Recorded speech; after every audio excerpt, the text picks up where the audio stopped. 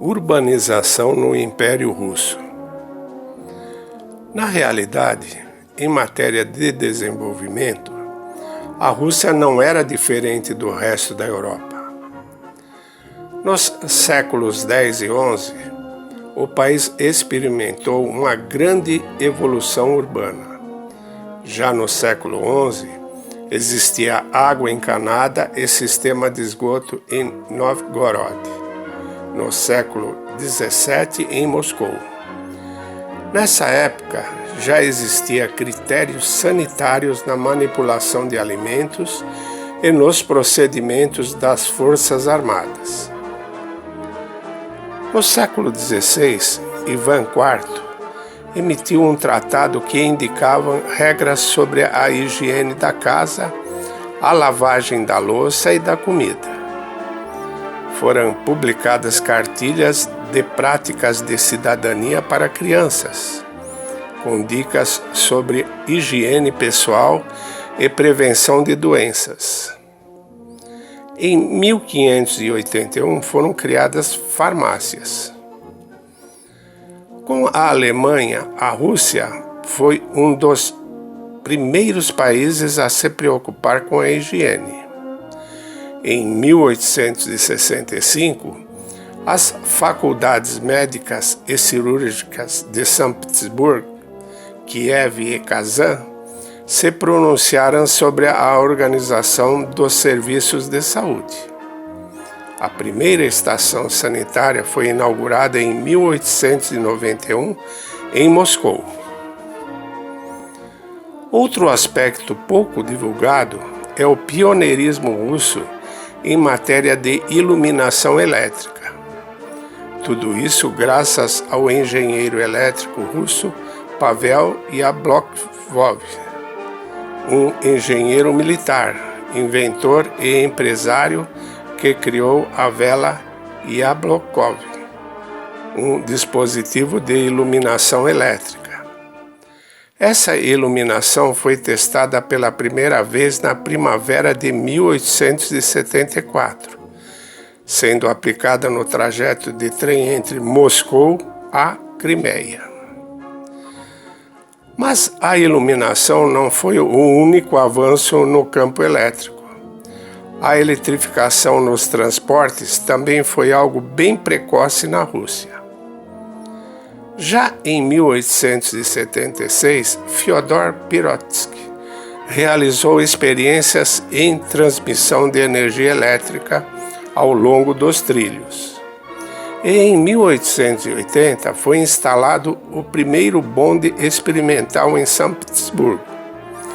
Esse poderia levar 40 pessoas a uma velocidade de 10 a 12 km por hora.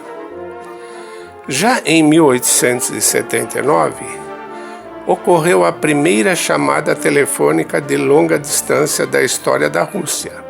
Foi feita em São Petersburgo, para Novgorod. Devemos lembrar que o telefone foi inventado apenas 4 anos antes, em 1875. As primeiras companhias telefônicas começaram a operar em Moscou e São Petersburgo quase simultaneamente, em julho de 1882. No primeiro dia de prestação comercial de serviços, haviam 259 assinantes de telefone.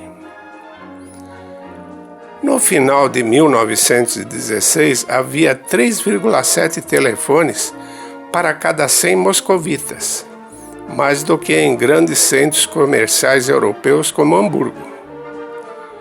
Outro orgulho da época foi a construção da central telefônica para 60 mil números. Sabemos que o déficit habitacional não é algo recente. No início do século XX, era um problema generalizado. A especulação imobiliária, o crescimento da população, a urbanização desordenada, o êxodo rural e técnicas de engenharia civis obsoletas foram um desafio mundial. Como não seria diferente, a Rússia enfrentava e ainda enfrenta esse problema. Mas para resolver esse problema, Nicolau II agiu com muita determinação. Foram construídas milhares de moradias e foram criadas instituições para os pobres, que procuravam aliviar a sua situação. Em um artigo publicado em São Petersburgo, no Krasnaya Gazeta, em sua edição de 18 de maio de 1919, foi afirmado que no ano de 1908, os trabalhadores gastavam em habitação apenas 20% dos seus ganhos. As habitações da época não eram pequenas. O apartamento dos mestres de fábrica e funcionários de cargos mais elevados tinha em média 56,44 metros por ocupantes. Os dos trabalhadores, 16 metros por ocupantes. Um dado curioso é que, durante a Revolução, muitos mestres foram baleados ou fugiram, deixando 400 mil apartamentos vagos. Os trabalhadores não ocuparam esses apartamentos, porque os gastos apenas para aquecê-los valia mais do que todo o salário de 1918. A construção em grande escala de prédios de apartamentos começou em meados do século XIX. No final do século XIX, as autoridades das cidades participaram na construção da infraestrutura. As ruas foram colocadas em ordem, os cabos elétricos foram puxados para as áreas em construção, o abastecimento de água e esgoto foram instalados. Os melhores arquitetos de Moscou estiveram envolvidos na implementação de projetos de edifícios de apartamentos. Os principais estilos usados na construção de tais edifícios residenciais foram Art Nouveau, Neo-Russo e Neoclassicismo. Os prédios de apartamentos em São Petersburgo surgiram no século XVIII. No século XIX, os edifícios de apartamentos representavam cerca de 80% dos imóveis em São Petersburgo, 40% dos imóveis residenciais em Moscou em 1917. O tamanho médio desses apartamentos residenciais era de 120 metros quadrados. Também não era difícil comprar um. Após a conclusão da construção, a compra poderia ser efetuada por meio de uma taxa de entrada e empréstimos adicionais.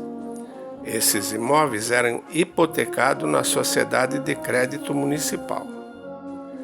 A Sociedade de Crédito Municipal emprestou até 75% do valor de avaliação, com amortização em 37 anos e taxa de juros de 4,5% ao ano.